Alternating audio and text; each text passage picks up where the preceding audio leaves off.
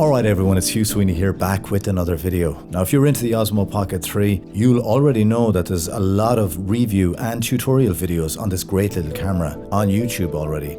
So this time I'm going to come from a different angle, and that's using the Osmo Pocket 3 as a cyclist's vlogging camera. So in this video, I'm going to share with you my experience with this camera from a biking perspective. I'll also give you some tips and tricks, and most importantly, I'll let you know if this is the right camera for you as a cyclist vlogger.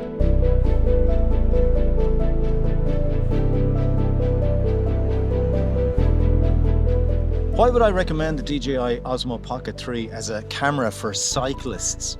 It seems odd that, you would choose a camera that you hold in your hand when you're going on a bike.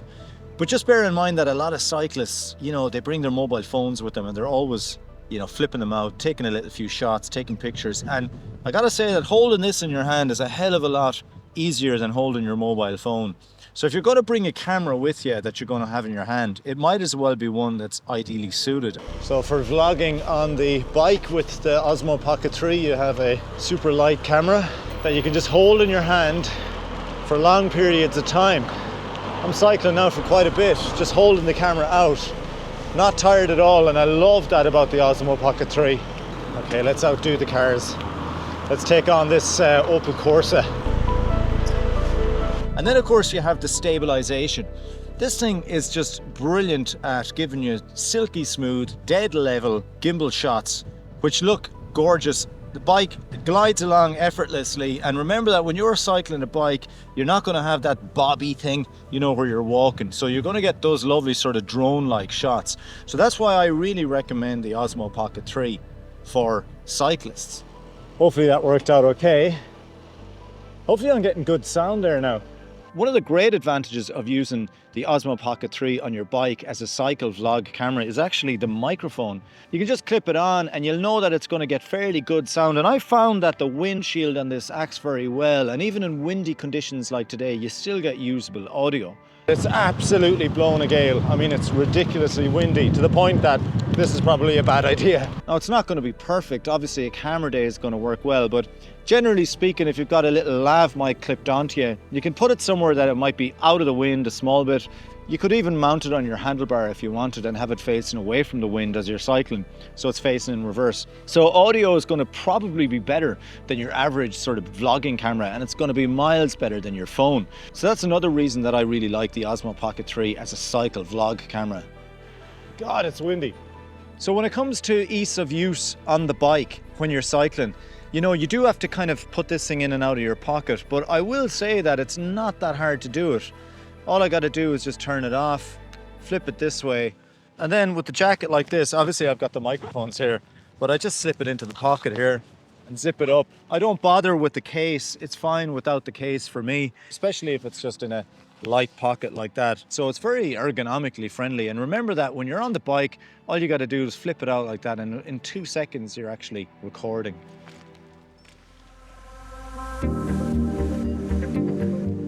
Okay, so cycling into the wind here. Oh my God, nearly got blown over straight away there. Whew. Do not do this on a day like this, okay?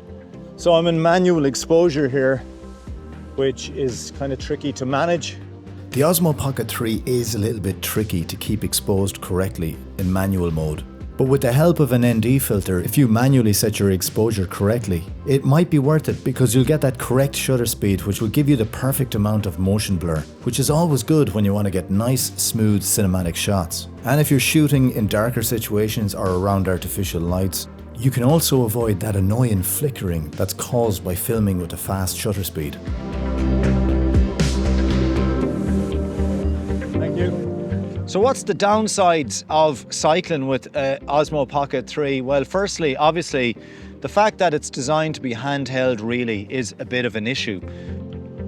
Change gears. I was cycling down here earlier on, and it is, as I said, a really windy day. And as I passed another street, a gust of wind blew me, and it actually moved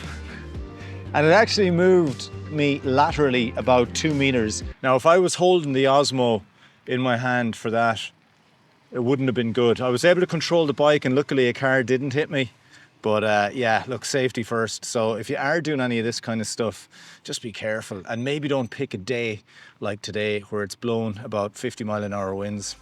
Not a good idea. Now, I did try and mount the camera directly to the bike via the 1/8 inch screw which comes at the bottom of the extension handle. Jesus, this could be dicey. I'm gonna try it anyway, see what it's like. Might be kind of cool. Not ideal with that joint there. It's a little bit fiddly, that joint.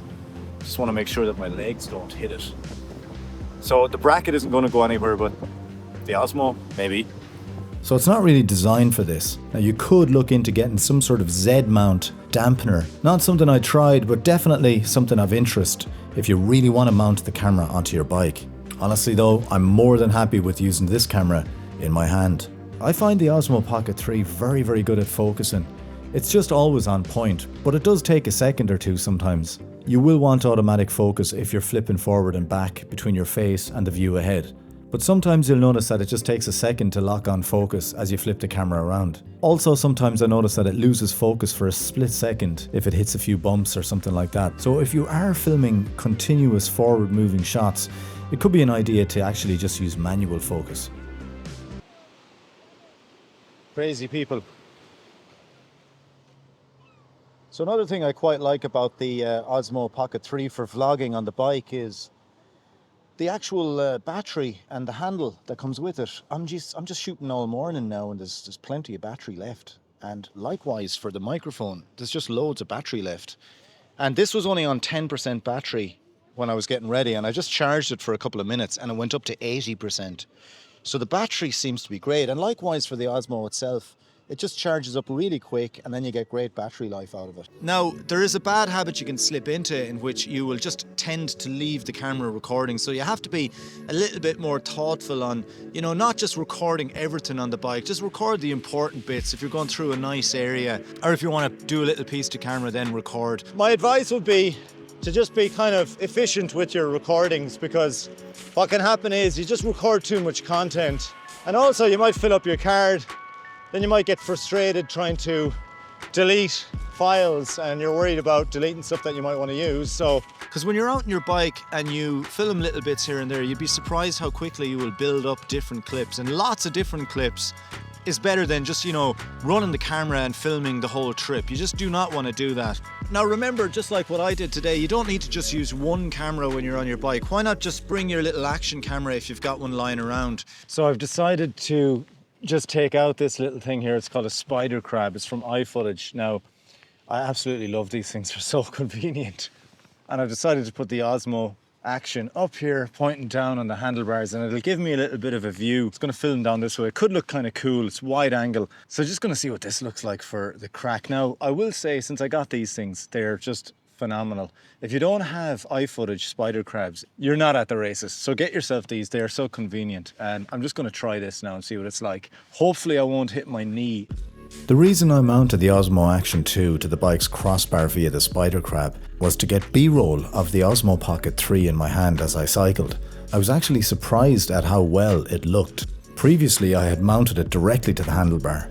So I'm just going to record there now, and I'm recording on the Osmo Pocket as well, and let's just scoot around the streets here and see which one looks better. That was cool as well, as it followed the direction of the handlebar, but it wasn't as nice as the crossbar shot. When it comes to forward movement on a bike, or any other craft for that matter, generally speaking, a wider lens will give you the impression that you're travelling faster. Why is that? Well, a wider lens will show more view on the periphery, and that's the part that's moving past you quicker than what's in the distance ahead. If you zoom in digitally, you'll notice that the movement appears to be slower. So for that reason, I recommend getting the wider angle lens for the Osmo Pocket 3. What I've opted to do here now is just put on the wide angle lens, which means that I've had to take off the filter off the camera. So that mightn't be a bad thing. It's so gloomy today that I'm almost thinking that that filter is too much, and that's the lightest filter I have. Using the wide angle lens again. I'm doing about 30 kilometers here. Probably the same speed as the previous faster shots with the Osmo Pocket 3. But notice how it looks a little bit faster as I have the wide angle lens on there. Freewheeling, man. Freewheeling.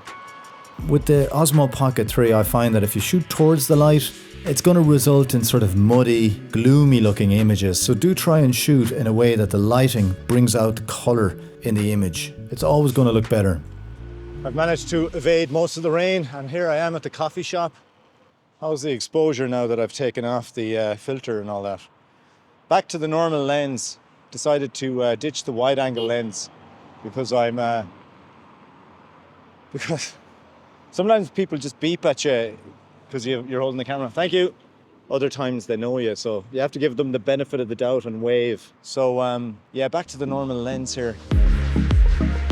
Now I'm in an area here called the Claddagh in Galway, and every year there's a race that takes place that starts and finishes here. It's an 8-kilometer road race, and for the last 6 years I've actually filmed that race on the bike. This bike here, in fact, and I've used, believe it or not, this sounds crazy, I've used my original Ronin S with the R5C to film it.